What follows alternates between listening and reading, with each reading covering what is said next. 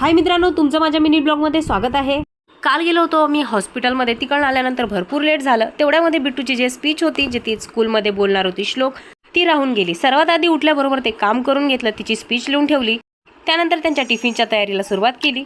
हा सॅटर्डेचा ब्लॉग आहे जो थोडासा लेट झालाय। सॅटर्डे होता म्हणून आज मुलांच्या टिफिनमधले इडली आणि चटणी। त्यानंतर बिट्टू उठली, बिट्टूची अंघोळ केली, व्हाईट ड्रेस घातला कारण की व्हाईट ड्रेस सेलिब्रेशन सुद्धा होतं। तयारी करत असताना आम्ही जराही शांत बसत नाही। तिला विचारलं की तुला पोनी घालून देऊ का, तर नाही म्हणाली, मला असेच राहू दे। मग जाऊ आणि तिची थोडी मस्ती सुरू झाली। इडली दिसल्यानंतर आम्ही थोडासा नाश्ता इथेच करून घेतला।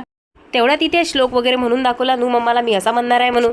इथे मग मम्माची किशी घेतली, तिची किशी घेतली म्हटल्यानंतर मी कुठे, मग मी पण रागवली, मग माझी पण तिने किशी घेतली।